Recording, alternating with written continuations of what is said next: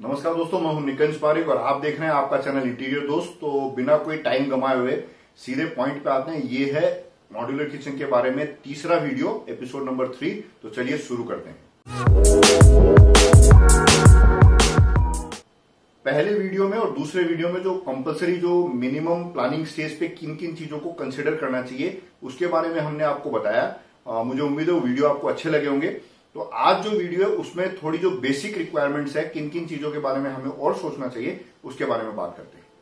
सबसे पहली बात यह है कि कभी भी आप जब किचन प्लान करें तो वो जो किचन की जो फ्लोर है वो बाकी जो आपका घर है उससे थोड़ी नीचे होनी चाहिए। उसका रीजन ये है कि कभी भी आप किचन में कोई क्लीनिंग वगैरह करें, कोई धुलाई वगैरह करें, क्योंकि वहां पे काफी सारी एक्टिविटीज होती है, कुछ भी गिर सकता है। तो जब आप उसको धोएं तो वो पानी फ्लो होके आपके घर के तरफ, अंदर जो मेन एरिया है उसकी तरफ ना आए। अगर संभव हो तो आप कोशिश करिएगा कि जो आपका किचन है उसकी फ्लोर जो बाकी रेस्ट ऑफ द हाउस है उससे थोड़ी डाउन होनी चाहिए। ये चीज बाथरूम में भी लागू होती है। अगर आप बाथरूम भी प्लान कर रहे हैं तो बाथरूम की भी जो फ्लोर का जो लेवल है वो रूम के फ्लोर लेवल से डाउन होना चाहिए। दूसरी इंपॉर्टेंट चीज ये है कि जब भी आप मॉड्यूलर किचन को प्लानिंग करें तो उसमें इलेक्ट्रिकल पॉइंट्स, जो बिजली की पॉइंट, पावर मतलब इलेक्ट्रिकल पॉइंट्स मतलब जो लाइट है वो अलग मैटर है। इलेक्ट्रिकल पॉइंट्स की मैं बात कर रहा हूं। इलेक्ट्रिकल पॉइंट्स अलग अलग किन किन जगह पे होनी चाहिए, इस चीज की भी प्लानिंग पहले ही कर लेनी चाहिए, क्योंकि बाद में फिर आप एक्सटेंशन कोड लगा करके अलग अलग इक्विपमेंट को यूज करें, वो आपको बाद में अच्छा नहीं लगेगा। तो इलेक्ट्रिकल पॉइंट्स आपको जो हमने जो इक्विपमेंट्स डिस्कस किए उनमें आप देख लीजिए, कॉफी मेकर होगा उसके लिए इलेक्ट्रिकल पॉइंट चाहिएगी, जूसर मिक्सर ग्राइंडर है उसके लिए इलेक्ट्रिकल पॉइंट चाहिएगी, टोस्टर्स के लिए इलेक्ट्रिकल पॉइंट चाहिएगी, माइक्रोवेव ओवन के लिए एक डेडिकेटेड अलग इलेक्ट्रिकल पॉइंट चाहिए, रेफ्रिजरेटर के लिए अलग से एक इलेक्ट्रिकल पॉइंट चाहिए। अगर इमरजेंसी में इंडक्शन प्लेट को काम में लेना पड़े तो उसके लिए भी एक अलग से इलेक्ट्रिकल पॉइंट की जरूरत रहती है। अब जो आपने किचन जो प्लान किया उसकी क्या डिजाइन है उसके ऊपर भी डिपेंड करता है। जैसे सपोज मान लीजिए आपने एक अलाइन किचन बनाया, सीधा एक दीवार का है, तब तो उसमें बहुत ज्यादा सीरियस डिस्कशन की जरूरत नहीं है। वो एक पॉइंट पे होता है, छोटा किचन होता है, ज्यादा बड़ा जो किचन का जो स्लैब होता है बहुत लंबा चौड़ा नहीं होता है, तो वो काफी आपको मूवमेंट में काफी आसानी होती है। लेकिन यही अगर आपका किचन बड़ा है, जैसे सपोज मान लीजिए आपका यू टाइप किचन है या पैरेलल किचन है या आइलैंड किचन है, तो जो आइलैंड है उस पर भी आपको इलेक्ट्रिकल पॉइंट की जरूरत पड़ेगी। यू वाली जो साइड है, जो आपके जो कुकिंग एरिया के पीछे वाला जो एरिया है, वहां पे भी आपको इलेक्ट्रिकल पॉइंट की जरूरत पड़ेगी। इन सब चीजों का प्लानिंग स्टेज पे डिसाइड कर लेना बहुत जरूरी है, क्योंकि ये बाद में फिर आप तोड़ फोड़ के या बाहर से आप इलेक्ट्रिकल वायरिंग लगा करके अगर आप एक्सटर्नल लटकता हुआ एक इलेक्ट्रिकल पॉइंट क्रिएट करते हैं तो वो आपको बाद में काफी अखरेगा। तो इलेक्ट्रिकल पॉइंट्स भी पहले ही डिसाइड कर ले कि किस किस जगह पे कितनी इलेक्ट्रिकल पॉइंट्स की रिक्वायरमेंट हो सकती है। एक दो ज्यादा हो तो कोई ज्यादा तकलीफ वाली बात नहीं है, और बहुत ज्यादा भी नहीं होनी चाहिए, नहीं तो बहुत सारी इलेक्ट्रिकल पॉइंट्स भी अच्छी नहीं लगेगी। इसके बाद जो है इलेक्ट्रिकल पॉइंट्स के बाद प्लम्बिंग की बातें आती है। प्लम्बिंग मतलब जो पाइप है, पानी की सप्लाई कहां तक रहेगी, किस किस जगह पे आपको पानी की सप्लाई चाहिए। जैसे सपोज मान लीजिए आपने वाटर फिल्टर कहां लगाएंगे, सिंक कहां लगाएंगे, वहां पे पानी की सप्लाई कहां से आएगी। अगर आप ठंडी जगह पे रहते हैं तो गर्म पानी कैसे आएगा, और अगर आप बहुत ज्यादा गर्म जगह पे रहते हैं तो आपकी जो ओवरहेड टैंक है उसका पानी काफी गर्म हो जाता है, तो वो पानी जो किचन में आ रहा है वो ज्यादा गर्म नहीं रहे, उसके लिए जो एक छाया वाली जो सेकेंडरी टैंक अगर आप लगा सकते हैं तो वो जो अंदर जो टैंक रहेगी वो पानी को ठंडा रखने में आपको मदद करेगी। ये सब चीजों की प्लानिंग इनिशियल स्टेज पे कर लेना बहुत जरूरी है। उसके बाद ड्रेनेज भी प्लम्बिंग में आता है कि जैसे सपोज मान लीजिए आपने किचन को धोया तो उसके जो ढाल है वो किस तरफ रहेगी, और जो अगर सपोज मान लीजिए सिंक अगर आप लगा रहे हैं तो सिंक अगर आपने किचन के गेट के बिल्कुल पास में लगाया और आपका जो वॉल है वो बाहर की तरफ है, या जो मेन ड्रेनेज आपका बाहर की तरफ है, तो वो जो अंडरग्राउंड ड्रेनेज सिस्टम वगैरह है वो सारी चीजें इनिशियल स्टेज में प्लान करना बहुत जरूरी है। और ये अगर ग्राउंड फ्लोर का मकान है तब तो ज्यादा तकलीफ वाली बात नहीं है, लेकिन अगर ये फ्लैट्स में ये सब चीज अगर मॉडिफाई करनी पड़ती है तो बहुत ही सरदर्द का काम है। और अगर प्लम्बिंग स्टेज में, अगर प्लम्बिंग में या जो ड्रेनेज पाइप में कोई लीकेज वगैरह हो जाता है तो आपके जो नीचे फ्लैट वाला है उसको बहुत तकलीफ होगी और वो आपका अच्छा पड़ोसी नहीं रहेगा। तो ये सारी चीजें जब किचन आप प्लान कर रहे हैं, मॉडिफिकेशन प्लान कर रहे हैं या नया किचन प्लान कर रहे हैं, तो ये सारी चीजों को बहुत सीरियसली और जिम्मेदारी से डिस्कस करना और उसको प्लान करना और उसको एग्जीक्यूट करना बहुत जरूरी है। इसके बाद बात करते हैं कि जो किचन का जो काउंटर टॉप होता है वो किस हाइट पे होना चाहिए।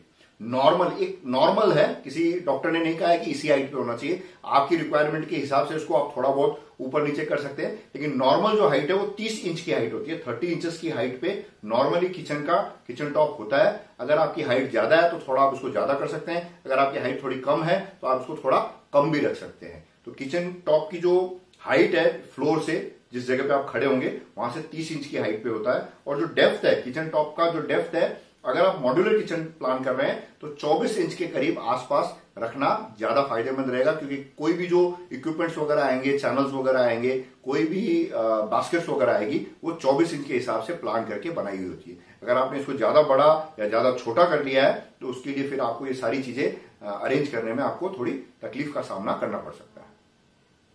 जब आपने किचन टॉप प्लान कर लिया है तो किचन टॉप के नीचे जो है वो सारा जो मॉड्यूलर किचन का जो मजा है, जो मॉड्यूलर किचन का जो इतना हवा है, वो सारी चीज जो है आपके किचन टॉप के नीचे रहेगी। जो जितने भी ड्रॉर्स है, जो आपकी कटलरी का ड्रॉर, आटे के डब्बा का ड्रॉर, हर चीजों की जो मूवमेंट है, जो अट्रैक्शन है, जिस वजह से सारी चीज बहुत ऑर्गेनाइज हो जाती है, वो सारी चीजें आपके किचन टॉप के नीचे रहेगी। यही जो ब्यूटी है मॉड्यूलर किचन की, वो यही है। क्योंकि किचन टॉप के ऊपर वाले जो कैबिनेट्स होते हैं, वो जो नॉर्मली जो कैबिनेट्स होते हैं वही होते हैं, बस उसमें थोड़ी बहुत फेरबदल आप कर सकते हैं। थोड़ा आपके पास ज्यादा बजट है तो पुल डाउन वाला जो सिस्टम होता है वो कर सकते हैं। उसके जो दरवाजे के जो पल्ले हैं वो उसमें कुछ आप क्रिएटिविटी दिखा सकते हैं, उसको आप पुल करके ऊपर कर सकते हैं। ग्लास का कोई कवर लगा सकते हैं, डिफरेंट तरीके की चीजें लगा सकते हैं। लेकिन जो मेन एक बेसिक अगर आप मॉड्यूलर किचन सोच रहे हैं तो सारी चीजें जो आपका जो किचन का जो काउंटर टॉप होता है उसके नीचे ही होता है। तो ये जो किचन के जो नीचे, जो काउंटर टॉप के नीचे जो जितनी भी बास्केट्स वगैरह ये लगेगी, ये नॉर्मली एक स्टैंडर्ड साइज में बाजार में मिलती है। जिस भी वेंडर से आप बात करेंगी तो वो आपको एक बुकलेट देगा जिसमें वो जो बास्केट्स होती है उनकी साइजेस पहले से लिखी हुई होती है। तो जो भी बास्केट की साइज होती है उससे आपको 30 mm, मतलब समझ लीजिए आप 1 इंच से थोड़ा ज्यादा गैप छोड़ना, ताकि वो चैनल मूवमेंट वगैरह के लिए 30 mm के आसपास, 25 से 30 mm के आसपास आपको गैप देना होता है, जो पार्टीशंस क्रिएट करेंगे उसके लिए। किचन काउंटर टॉप के नीचे वाले जो चैनल्स का जब डिस्कशन कर रहे थे तभी मैंने आपको बता दिया, जो वॉल यूनिट्स बोलते हैं, जो ऊपर के जो कैबिनेट्स होते हैं किचन काउंटर टॉप के ऊपर, जो स्टोरेज कैबिनेट्स बनाते हैं, या पीछे की जो दीवार में जितना बड़ा आपका किचन है, अलग अलग टाइप का किचन होता है, उस हिसाब से आपको वॉल कैबिनेट्स भी बहुत सारी प्लान करनी पड़ सकती है। इसमें बहुत सारी एसेसरीज वैल्यूज बहुत है, आपको कितनी सुंदर बनानी है, कितने पैसे खर्च करने, उस हिसाब से बहुत सारी अलग अलग चीजें बाजार में अवेलेबल है। लेकिन अगर आप बहुत कॉमर्शियली और बजट में अगर सोच समझ के अगर आप काम करें तो जो बास्केट्स आप किचन टॉप के नीचे लगा रही हैं उसी बास्केट की आप पेंट्री भी बना सकती हैं। पेंट्री मतलब एक लंबी अलमारी, उसमें आप कुछ सामान रखते हैं जिसको आप पुल करके आप बाहर निकाल सकती हैं। आपके हाइट के हिसाब से ही रखिएगा, बहुत ज्यादा अगर आप ऊंची बना लेंगे तो ऊपर का जो सामान है उसको लेने में निकालने में तकलीफ हो सकती है। वैसे इसका भी एक सॉल्यूशन है कि आप छोटा सा एक लैडर सीढ़ी जो होती है 2 स्टेप की छोटी स्मॉल सीढ़ी, वो भी आप रख सकती हैं। लेकिन आप वो जरूरत हो तो ही रखें। अगर इतना बहुत ज्यादा सामान, आजकल बहुत छोटे छोटे परिवार होने लग गए हैं, तो इतने सारे सामान की मुझे नहीं लगता कि ज्यादा जरूरत होती है।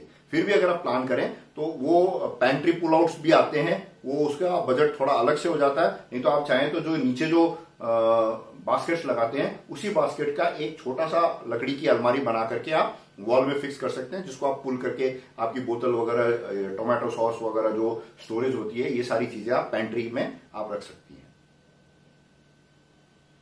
किचन जितना इंपॉर्टेंट किचन काउंटर टॉप है, उतना ही काउंटर टॉप के पीछे वाली जो दीवार है वो बहुत इंपॉर्टेंट है। वो आप कभी भी उसमें कोई क्रिएटिविटी मत दिखाइएगा, उसमें आप हमेशा सिरेमिक टाइल या जिस चीज का आप काउंटर टॉप लगा रही हैं उसी को आप वापस वहां लगा सकती हैं, अगर वो हीट वगैरह को बियर कर लेता वो आइटम। जैसे किचन काउंटर टॉप नॉर्मली जो है वो, अगर आपको बहुत सेफ खेलना है, बहुत ज्यादा आपको रिस्क नहीं लेनी है, या आपके पास बहुत ज्यादा बजट नहीं है, या बहुत ज्यादा आप अगर आप बहुत ज्यादा उसमें क्या बोलते हैं कि थोड़ा क्रिएटिविटी नहीं दिखाना चाह रहे हैं, तो सबसे सेफ जो है that is granite. Granite is the safest kitchen top, क्योंकि वो बिल्कुल हार्ड पत्थर होता है, वो किसी तरीके की एसिड को, कोई हल्दी का दाग, ये वो धब्बा वगैरह वो एब्जॉर्ब नहीं करता है। तो कभी भी ग्रेनाइट जो है जिस दिन आप लगाओगे उसके बाद जैसे जैसे आप किचन टॉप को यूज करते जाओगे वैसे वैसे वो जो ग्रेनाइट है और ज्यादा सुंदर होता जाएगा।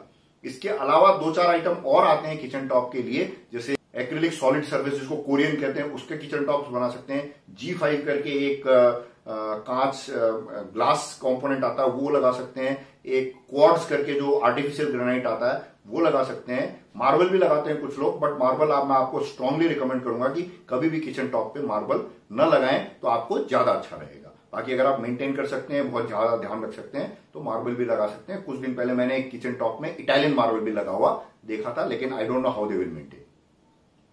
इससे पहले कि भूल जाए, किचन काउंटर टॉप जो है उसके ऊपर जो कैबिनेट्स लगाते हैं उसकी जो किचन काउंटर टॉप से जो डिस्टेंस है वो भी थोड़ी अच्छी रखना बहुत ज्यादा सेफ रहता है। या किचन काउंटर टॉप का जो नीचे वाला जो फेस है ये फायर प्रूफ अगर आप बना सकते हैं कोई सीमेंट बोर्ड वगैरह लगा के या कोई भी फायर प्रूफ इक्विपमेंट लगा करके तो बहुत ज्यादा सेफ रहता है। क्योंकि अगर सपोज मान लीजिए किसी कारणवश गैस में कोई तेज आग लग गई किसी चीज से, तो वो सेफ्टी फीचर को भी ध्यान में रखते हुए उसको बनाना चाहिए। नॉर्मली तो किचन ये जो स्टोव होता है या हॉब होता है वो चिमनी के नीचे होता है, तो हॉब से लेके चिमनी तक में कोई रिस्क नहीं होती है, लेकिन फिर भी फ्लेम्स का भरोसा नहीं रहता है, वो इधर या इधर किसी तरफ भी टर्न हो सकती है। तो सेफ्टी फीचर के हिसाब से कम 1.5 फुट से ऊपर वाले कैबिनेट का डिस्टेंस रखना बहुत ज्यादा सेफ रहता है। इस चीज को भी आप ध्यान में रखिएगा जब भी आप मॉड्यूलर किचन प्लान कर रहे हो। तो जो किचन टॉप से जो ऊपर वाला जो कैबिनेट है उसका डिस्टेंस थोड़ा ज्यादा रहे तो ज्यादा अच्छा रहेगा।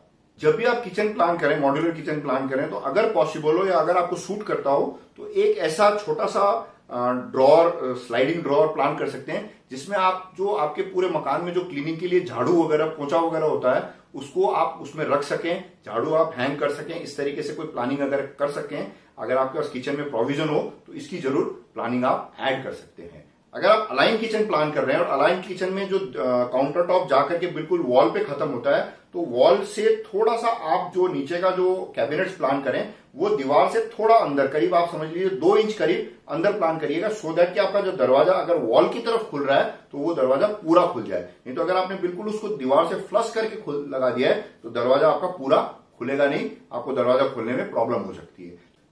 जो सिंक है, जो क्लीनिंग स्पेस आप बनाते हैं, तो जो सिंक को भी अगर सिंक की भी आप प्लेसिंग प्लान कर रहे हैं अगर आप, तो सिंक ऐसे प्लान करिएगा कि वो बिल्कुल दीवार से सटा के सिंक नहीं लगी हुई हो। क्योंकि अगर आपने सिंक को बिल्कुल दीवार से सटा के लगा दिए और आप वहां पे खड़े होकर के अगर आप क्लीनिंग कर रहे हैं तो आपका जो एल्बो है वो बार बार दीवार पे टच होगा। तो आप दीवार से सिंक को कम से कम 6 से 7 इंच 8 इंच थोड़ा इधर दीवार से हटके रखें। और वो जो कोने वाली जो दीवार है उसमें आप जो क्लीनिंग के लिए जो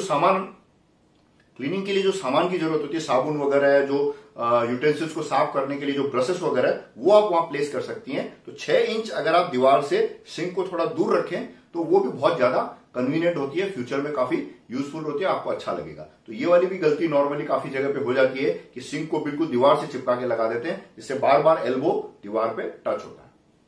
एक चीज मैंने पिछले वाले वीडियो में भी बता दी थी, दोबारा बता देता हूं कि रेफ्रिजरेटर को हमेशा प्लेस करते टाइम बिल्कुल जो एंट्रेंस है किचन में जब आप घुस रहे हैं उसके आसपास की जगह में अगर आप प्लेस कर पाए, अगर आपके यहाँ ज्यादा तकलीफ नहीं है, इफ पॉसिबल, अगर पॉसिबल नहीं हो तो आप अपने हिसाब से इसको प्लान कर सकती हैं। लेकिन अगर रेफ्रिजरेटर दरवाजे के आसपास रहे तो जो आपके किचन में जो काम कर रहा है उसको, जो बाहर से फ्रीक्वेंटली कोई आदमी रेफ्रिजरेटर से कुछ चीजें निकालने के लिए आ रहा है, वो उसको डिस्टर्ब नहीं करेगा, उसकी वजह से इनकन्वीनियंस क्रिएट नहीं होगा। जैसे किसी को पानी निकालना है, पानी की बोतल निकालनी है, तो he can just enter the kitchen, open the refrigerator, take the water bottle, और वो बहुत ज्यादा कन्वीनियंट। और भी कोई चीज लेनी है या रखनी है, किचन में काम चल रहा है और किसी को लाके रेफ्रिजरेटर में कुछ सामान रखना है या निकालना है, तो वो अगर जितना दरवाजे के आसपास रेफ्रिजरेटर है उतना ईजी रहता, उतना कन्वीनियंट रहता, उतना अच्छा रहता है। कुकिंग स्पेस और सिंक के बीच में अगर आप 1.5 फुट की जगह छोड़ते हैं तो वो बहुत ज्यादा कन्वीनियंट रहता है। क्योंकि अगर आपने बर्तन साफ किए जाने वाले बर्तन आप डायरेक्टली सिंक के अंदर प्लेस कर सकते हैं, और जब आप बर्तनों को साफ करके बाहर रखना चाहें तो वो जो जगह होती है कुकिंग स्पेस और सिंक के बीच वाली जो जगह है उस जगह को यूज कर सकते हैं। इसके अलावा सिंक के पास, सिंक के ऊपर एक अटैचमेंट आता है, या सिंक के ऊपर आप बर्तनों को सुखाने के लिए एक हैंगिंग करने के लिए स्टेनलेस स्टील का स्ट्रक्चर आता है, वो आप टांग सकते हैं जिससे कि बर्तन सूख जाए, वहां भी सुखा सकते हैं। और ये जो आपने कुकिंग स्पेस और सिंक के बीच में जो 18 इंच के करीब की जगह छोड़ी है वहां पे भी आप बर्तन रख करके जो पानी है, एक्सेस वाटर है, वो आप ड्रेन कर सकती है। और जो ड्रेन हुआ पानी है उसको आप वाइपर की मदद से स्वाइप करके सिंक में डाल सकते हैं, जिससे आपको क्लीनिंग काफी इजी रहेगी। ये अगर पॉसिबल हो तो है, आपके किचन में स्पेस हो तो इस चीज का भी आप प्लानिंग स्टेज पे ध्यान रखें तो बहुत ज्यादा आपको कन्वीनियंट रहेगा। जो आपने कुकिंग प्लेटफॉर्म बनाया है, काउंटर टॉप जो आपने क्रिएट किया, उसके नीचे आपने मॉड्यूलर जो स्ट्रक्चर बनाते हैं, तो उसमें भी एक बताने वाली या नोट करने वाली बहुत इंपॉर्टेंट चीज है कि जो किचन का फ्लोर स्पेस है उससे वो जो आपने मॉड्यूलर स्ट्रक्चर बनाने वाले हैं, जहां पे भी आपको बास्केट्स वगैरह लगानी है, वो भी अगर आप 1 या 2 इंच ऊपर कर सकें rest of the kitchen space, तो वो भी बहुत ज्यादा अच्छा रहता है। क्योंकि क्लीनिंग वगैरह में जो पानी वगैरह है वो आपके जो नीचे के जो पार्टीशंस बनाए हुए हैं उसमें एंटर नहीं करेगा, तो वहां पे क्लीनिंग में मतलब जो बाहर की क्लीनिंग वो उस एरिया को डिस्टर्ब नहीं करेगी। तो किचन का जो फ्लोर है वो और जो आपका जो काउंटर टॉप के जो नीचे वाला जो मॉड्यूलर स्ट्रक्चर आप क्रिएट करने वाले हैं, उन दोनों की फ्लोर लेवल में भी आप करीब 2 इंच का डिफरेंस दें तो बहुत ज्यादा कन्वीनियंट रहेगा।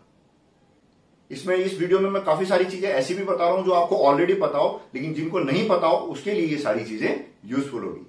अब बात करते हैं कि किचन में जो फ्लोर है वो किस चीज का होना चाहिए।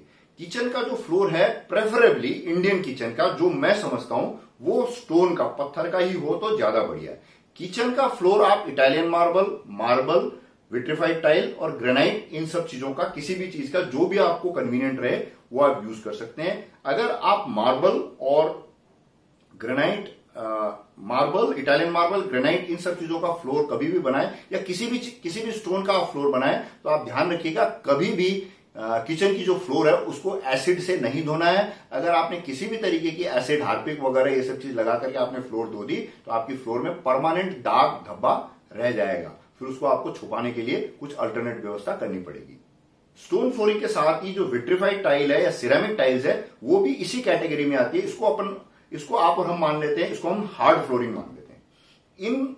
इन ऑप्शंस को भी अगर आप यूज नहीं करना चाहती हैं, थोड़ा सा आप अपने किचन को और ज्यादा मॉडर्न और थोड़ा डिफरेंट लुक देना चाहती हैं, और अगर आप किचन में बहुत ज्यादा पानी वगैरह नहीं गिराएंगी और आपको बहुत ज्यादा पानी से धोने की और सफाई करने का शौक नहीं है, तो आप किचन में वुडन फ्लोरिंग लगा सकती हैं और विनाइल फ्लोरिंग भी लगा सकती हैं। वुडन फ्लोरिंग और विनाइल फ्लोरिंग से किचन बहुत एलिगेंट होता है, लेकिन आपको थोड़ा सा इस फ्लोरिंग का काफी ध्यान रखना पड़ेगा। इसमें काफी सारी चीजें गिरनी नहीं चाहिए, स्पिलेज नहीं होनी चाहिए। नीचे बैठ करके या आपको सब्जी वगैरह काटनी है या कुछ भी चीजें वुडन फ्लोरिंग में नहीं गिरनी चाहिए अगर आपने वुडन फ्लोरिंग प्लान की है तो। बट अगर आप विनाइल फ्लोरिंग प्लान कर रहे हैं तो विनाइल फ्लोरिंग को क्लीन करना वुडन फ्लोरिंग के कंपैरिजन में इजी है। विनाइल फ्लोरिंग आप लगा करके और किचन आप अच्छे से पोछा लगा के साफ कर सकती हैं, क्लीन कर सकती हैं, और ये दोनों चीजें आपके पांव के लिए सॉफ्ट रहती है। ये एक तभी आप प्लान करिएगा अगर आप इन दोनों चीजों को मेंटेन कर सकती हैं। अगर आपको लगता है कि ये मेंटेनेंस का कोई इश्यू है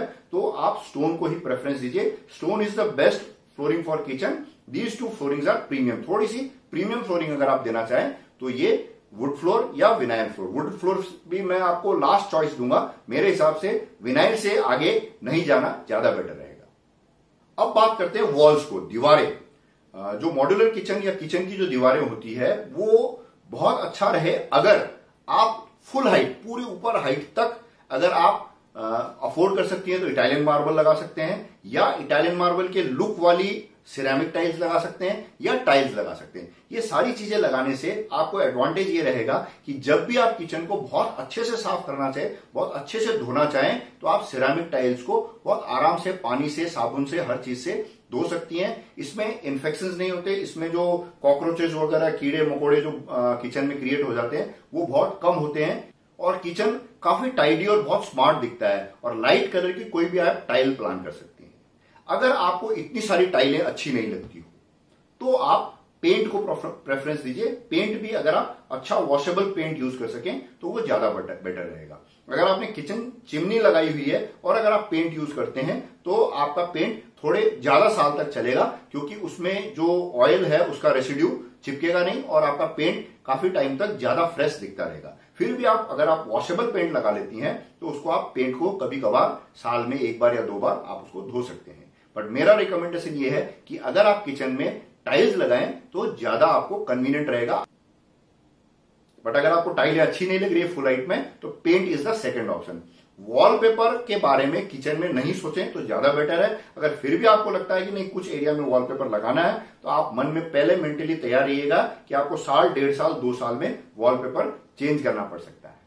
तो वीडियो लंबा नहीं हो जाए इसलिए इस वीडियो को हम यहीं खत्म करते हैं। मुझे उम्मीद है इस वीडियो में आपको कुछ काम की चीजें मिली होगी। अगर आपको मिली हो तो एक लाइक दीजिएगा, लाइक देने से अच्छा लगता है। अगर अच्छा नहीं लगा हो तो डिसलाइक भी दीजिएगा, उससे भी पता चलेगा कि ये वाला काम हमने अच्छा किया या नहीं किया। और जो लोग नए हैं उनको मैं बता दूं कि इस चैनल में हम regularly home improvement, building material, furniture, interior से रिलेटेड वीडियो रेगुलरली लाते रहते हैं। और अगर आपको ये कंटेंट यूजफुल लगा हो या हमारा जो प्रेजेंट करने का तरीका है, इसमें जो इन्फॉर्मेशन आपको मिल रही है ये आपको यूजफुल लगी हो तो इस चैनल को सब्सक्राइब करने के बारे में जरूर सोचिएगा। और ये सारी चीजें कुछ इंपॉर्टेंट नहीं है, बिना टाइल के भी किचन बन जाएगा, सब काम हो जाएंगे। आप अपने शरीर को कंटिन्यू तकलीफ देते रहिए, सीढ़ियां चढ़िए, लिफ्ट का प्रयोग कम से कम कीजिए और रोज एक्सरसाइज कीजिए। स्वस्थ रहिए। नमस्कार, जय हिंद।